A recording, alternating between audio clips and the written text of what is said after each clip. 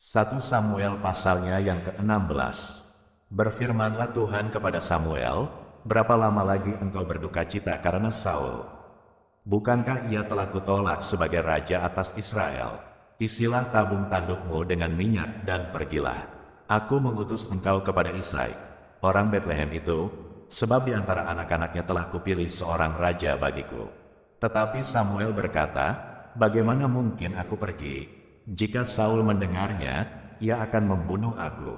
Firman Tuhan, bawalah seekor lembu muda dan katakan, aku datang untuk mempersembahkan korban kepada Tuhan. Kemudian undanglah Isai ke upacara pengorbanan itu. Lalu aku akan memberitahukan kepadamu apa yang harus kau perbuat. Urapilah bagiku orang yang akan kusebut kepadamu. Samuel berbuat seperti yang difirmankan Tuhan dan tibalah ia di kota Betlehem. Para tua-tua di kota itu datang mendapatkannya dengan gemetar dan berkata, adakah kedatanganmu ini membawa selamat? Jawabnya, ya, benar. Aku datang untuk mempersembahkan korban kepada Tuhan. Kuduskanlah dirimu, dan datanglah dengan daku ke upacara pengorbanan ini. Kemudian ia menguduskan Isai dan anak-anaknya yang laki-laki dan mengundang mereka ke upacara pengorbanan itu. Ketika mereka itu masuk dan Samuel melihat Eliab, lalu pikirnya, sungguh di hadapan Tuhan sekarang berdiri yang diurapinya. Tetapi berfirmanlah Tuhan kepada Samuel, janganlah pandang parasnya atau perawakan yang tinggi, sebab aku telah menolaknya. Bukan yang dilihat manusia yang dilihat Allah, manusia melihat apa yang di depan mata, tetapi Tuhan melihat hati. Lalu Isai memanggil Abinadab dan menyuruhnya lewat di depan Samuel. Tetapi Samuel berkata, orang ini pun tidak dipilih Tuhan. Kemudian Isai menyuruh Syama lewat, tetapi Samuel berkata, orang ini pun tidak dipilih Tuhan. Demikianlah Isai menyuruh ketujuh anaknya lewat di depan Samuel. Tetapi Samuel berkata kepada Isai, semuanya ini tidak dipilih Tuhan. Lalu Samuel berkata kepada Isai, inikah anakmu semuanya? Jawabnya, masih tinggal yang bungsu, tetapi sedang menggembalakan kambing domba. Kata Samuel kepada Isai, suruhlah memanggil dia, sebab kita tidak akan duduk makan sebelum ia datang kemari. Kemudian disuruhnyalah menjemput dia. Ia kemerah-merahan, matanya indah dan parasnya elok. Lalu Tuhan berfirman, bangkitlah, urapilah dia, sebab inilah dia. Samuel mengambil tabung tanduk yang berisi minyak itu dan mengurapi Daud di tengah-tengah saudara-saudaranya. Sejak hari itu dan seterusnya berkuasalah roh Tuhan atas Daud. Lalu berangkatlah Samuel menuju Rama. Tetapi roh Tuhan telah mundur daripada Saul, dan sekarang ia diganggu oleh roh jahat yang daripada Tuhan. Lalu berkatalah hamba-hamba Saul kepadanya, ketahuilah, roh jahat yang daripada Allah mengganggu engkau. Baiklah Tuanku menitahkan hamba-hambamu yang di depanmu ini mencari seorang yang pandai main kecapi. Apabila roh jahat yang daripada Allah itu hinggap padamu, haruslah ia main kecapi, maka engkau merasa nyaman. Berkatalah Saul kepada hamba-hambanya itu, carilah bagiku seorang yang dapat main kecapi dengan baik, dan bawalah dia kepadaku. Lalu jawab salah seorang hamba itu, katanya, sesungguhnya, aku telah melihat salah seorang anak laki-laki Isai, orang Betlehem itu, yang pandai main kecapi. Ia seorang pahlawan yang gagah perkasa, seorang prajurit yang pandai bicara, elok perawakannya, dan Tuhan menyertai dia. Kemudian Saul mengirim suruhan kepada Isai dengan pesan, suruhlah kepadaku anakmu Daud yang ada pada kambing domba itu. Lalu Isai mengambil seekor keledai yang dimuati roti, sekirbat anggur dan seekor anak kambing, maka dikirimkannyalah itu kepada Saul dengan perantaraan Daud anaknya. Demikianlah Daud sampai kepada Saul dan menjadi pelayannya.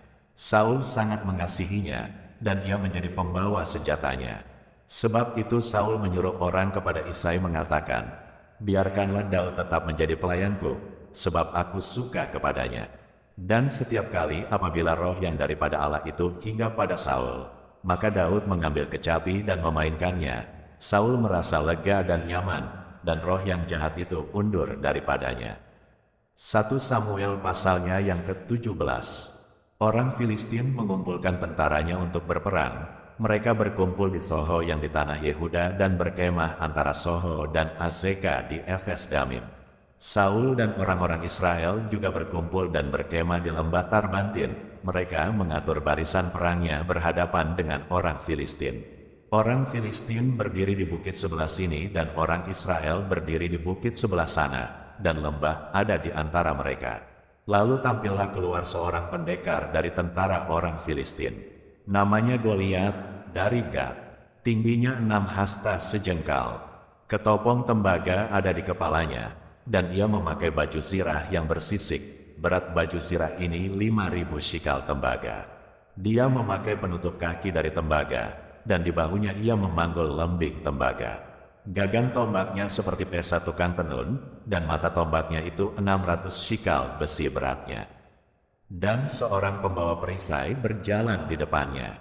Ia berdiri dan berseru kepada barisan Israel. Katanya kepada mereka, "Mengapa kamu keluar untuk mengatur barisan perangmu?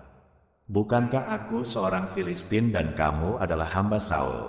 Pilihlah bagimu seorang, dan biarlah ia turun mendapatkan daku. Jika ia dapat berperang melawan aku dan mengalahkan aku, maka kami akan menjadi hambamu. Tetapi jika aku dapat mengungguli dia dan mengalahkannya, maka kamu akan menjadi hamba kami dan takluk kepada kami." Pula kata orang Filistin itu, "Aku menantang hari ini barisan Israel, berikanlah kepadaku seorang, supaya kami berperang seorang lawan seorang." Ketika Saul dan segenap orang Israel mendengar perkataan orang Filistin itu, maka cemaslah hati mereka dan sangat ketakutan. Daud adalah anak seorang dari Efrata, dari Betlehem Yehuda, yang bernama Isai. Isai mempunyai 8 anak laki-laki. Pada zaman Saul orang itu telah tua dan lanjut usianya. Ketiga anak Isai yang besar-besar telah pergi berperang mengikuti Saul. Nama ketiga anaknya yang pergi berperang itu ialah Eliab, anak sulung, anak yang kedua ialah Abinadab, dan anak yang ketiga adalah Syama. Daudlah yang bungsu. Jadi ketiga anak yang besar-besar itu pergi mengikuti Saul. Tetapi Daud selalu pulang daripada Saul untuk menggembalakan domba ayahnya di Betlehem. Orang Filistin itu maju mendekat pada pagi hari dan pada petang hari. Demikianlah ia tampil ke depan 40 hari lamanya. Isai berkata kepada Daud, "Anaknya, ambillah untuk kakak-kakakmu bertih gandum ini, sifa dan roti yang 10 ini. Bawalah cepat-cepat ke perkemahan kepada kakak-kakakmu. Dan baiklah sampaikan keju yang 10 ini kepada kepala pasukan 1000. Tengoklah apakah kakak-kakakmu selamat dan bawalah pulang suatu tanda dari mereka." Saul dan mereka itu dan semua orang Israel ada di lembah Tarbantin tengah berperang melawan orang Filistin. Lalu Daud bangun pagi-pagi, ditinggalkannyalah kambing dombanya pada seorang penjaga, lalu mengangkat muatan dan pergi, seperti yang diperintahkan Isai kepadanya. Sampailah ia ke perkemahan, ketika tentara keluar untuk mengatur barisannya dan mengangkat sorak perang. Orang Israel dan orang Filistin itu mengatur barisannya, barisan berhadapan dengan barisan. Lalu Daud menurunkan barang-barangnya dan meninggalkannya di tangan penjaga barang-barang tentara. Berlari-larilah Daud ke tempat barisan. Sesampai di sana, bertanyalah ia kepada kakak-kakaknya apakah mereka selamat. Sedang ia berbicara dengan mereka, tampillah maju pendekar itu. Namanya Goliat, orang Filistin dari Gat, dari barisan orang Filistin. Ia mengucapkan kata-kata yang tadi juga, dan Daud mendengarnya. Ketika semua orang Israel melihat orang itu, larilah mereka daripadanya dengan sangat ketakutan. Berkatalah orang-orang Israel itu, "Sudahkah kamu lihat orang yang maju itu? Sesungguhnya ia maju untuk mencemoohkan orang Israel. Orang yang mengalahkan dia akan dianugerahi raja kekayaan yang besar. Raja akan memberikan anaknya yang perempuan kepadanya dan kaum keluarganya akan dibebaskannya dari pajak di Israel." Lalu berkatalah Daud kepada orang-orang yang berdiri di dekatnya, "Apakah yang akan dilakukan kepada orang yang mengalahkan orang Filistin itu dan yang menghindarkan cemooh dari Israel? Siapakah orang Filistin yang tak bersunat ini, sampai ia berani mencemoohkan barisan daripada Allah yang hidup?" Rakyat itu pun menjawabnya dengan perkataan tadi, "Begitulah akan dilakukan kepada orang yang mengalahkan dia." Ketika Eliab, kakaknya yang tertua, mendengar perkataan Daud kepada orang-orang itu, bangkitlah amarah Eliab kepada Daud sambil berkata, "Mengapa engkau datang?" Dan pada siapakah kau tinggalkan kambing domba yang 2-3 ekor itu di padang gurun? Aku kenal sifat pemberanimu dan kejahatan hatimu. Engkau datang kemari dengan maksud melihat pertempuran. Tetapi jawab Daud, apa yang telah kuperbuat? Hanya bertanya saja. Lalu berpalinglah ia daripadanya kepada orang lain dan menanyakan yang sama. Dan rakyat memberi jawab kepadanya seperti tadi. Terdengarlah kepada orang perkataan yang diucapkan oleh Daud, lalu diberitahukanlah kepada Saul. Dan Saul menyuruh memanggil dia. Berkatalah Daud kepada Saul, janganlah seseorang menjadi tawar hati, karena dia, hambamu ini akan pergi melawan orang Filistin itu. Tetapi Saul berkata kepada Daud, tidak mungkin engkau dapat menghadapi orang Filistin itu untuk melawan dia, sebab engkau masih muda, sedang dia sejak dari masa mudanya telah menjadi prajurit. Tetapi Daud berkata kepada Saul, hambamu ini biasa menggembalakan kambing domba ayahnya. Apabila datang singa atau beruang yang menerkam seekor domba dari kawanannya, maka aku mengejarnya, menghajarnya dan melepaskan domba itu dari mulutnya. Kemudian apabila ia berdiri menyerang aku, maka aku menangkap janggutnya lalu menghajarnya dan membunuhnya. Baik singa maupun beruang telah dihajar oleh hambamu ini. Dan orang Filistin yang tidak bersunat itu, ia akan sama seperti salah satu daripada binatang itu, karena ia telah mencemooh barisan daripada Allah yang hidup. Pula kata Daud, Tuhan yang telah melepaskan aku dari cakar singa dan dari cakar beruang, dia juga akan melepaskan aku dari tangan orang Filistin itu. Kata Saul kepada Daud, pergilah, Tuhan menyertai engkau. Lalu Saul mengenakan baju perangnya kepada Daud, ditaruhnya ketopong tembaga di kepalanya dan dikenakannya baju zirah kepadanya. Lalu Daud mengikatkan pedangnya di luar baju perangnya.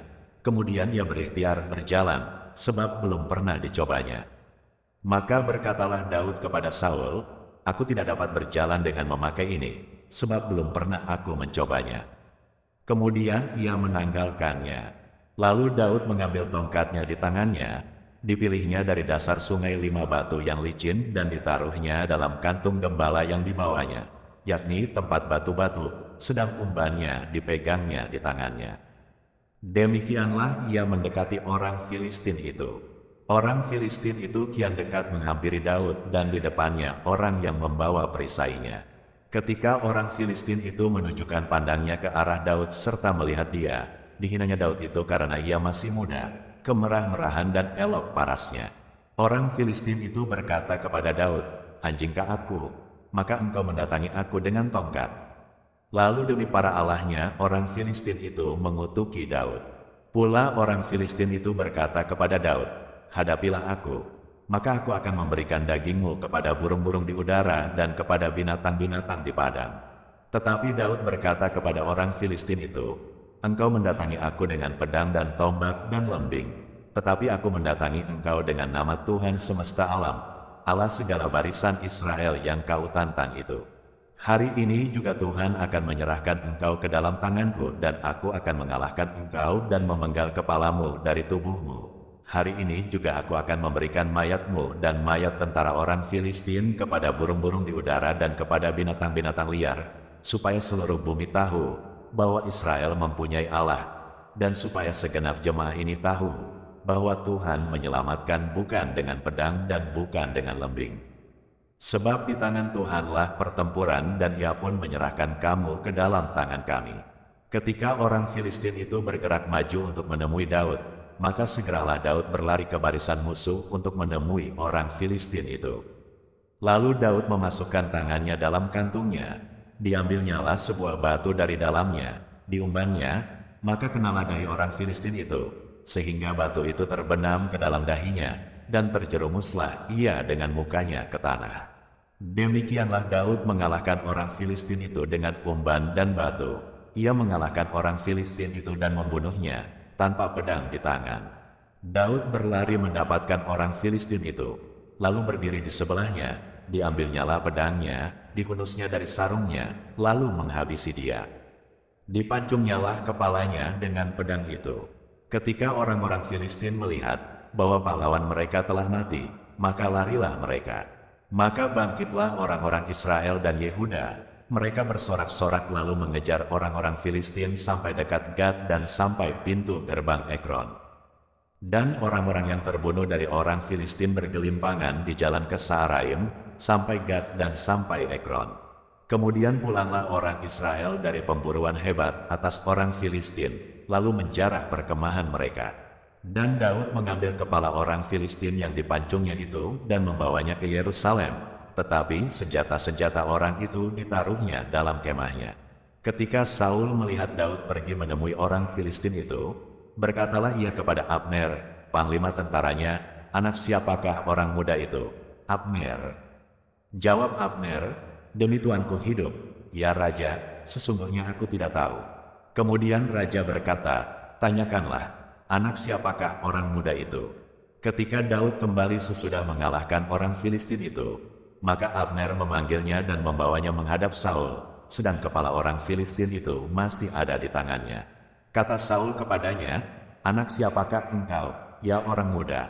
Jawab Daud, "Anak hamba tuanku, Isai, orang Betlehem itu."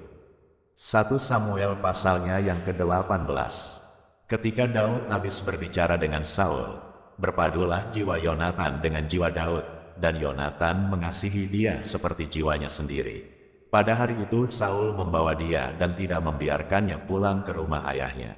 Yonatan mengikat perjanjian dengan Daud, karena ia mengasihi dia seperti dirinya sendiri. Yonatan menanggalkan jubah yang dipakainya, dan memberikannya kepada Daud, juga baju perangnya, sampai pedangnya, panahnya, dan ikat pinggangnya. Daud maju berperang dan selalu berhasil kemana juga Saul menyuruhnya, sehingga Saul mengangkat dia mengepalai para prajurit. Hal ini dipandang baik oleh seluruh rakyat dan juga oleh pegawai-pegawai Saul. Tetapi pada waktu mereka pulang, ketika Daud kembali sesudah mengalahkan orang Filistin itu, keluarlah orang-orang perempuan dari segala kota Israel menyongsong Raja Saul sambil menyanyi dan menari-nari dengan memukul rebana, dengan bersukaria dan dengan membunyikan gerincing. Dan perempuan yang menari-nari itu menyanyi berbalas-balasan. Katanya, Saul mengalahkan beribu-ribu musuh, tetapi Daud berlaksa-laksa. Lalu bangkitlah amarah Saul dengan sangat, dan perkataan itu menyebalkan hatinya, sebab pikirnya, kepada Daud diperhitungkan mereka berlaksa-laksa, tetapi kepadaku diperhitungkannya beribu-ribu. Akhir-akhirnya jabatan raja itu pun jatuh kepadanya. Sejak hari itu maka Saul selalu mendengki Daud. Keesokan harinya roh jahat yang daripada Allah itu berkuasa atas Saul, sehingga ia kerasukan di tengah-tengah rumah, sedang Daud main kecapi seperti sehari-hari.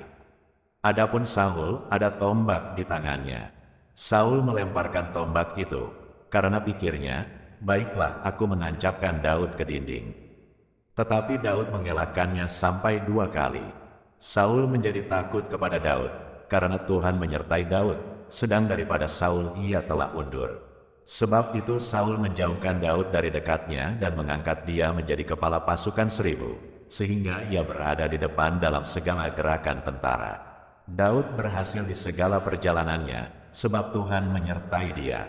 Ketika dilihat Saul, bahwa Daud sangat berhasil, makin takutlah ia kepadanya. Tetapi seluruh orang Israel dan orang Yehuda mengasihi Daud, karena ia memimpin segala gerakan mereka.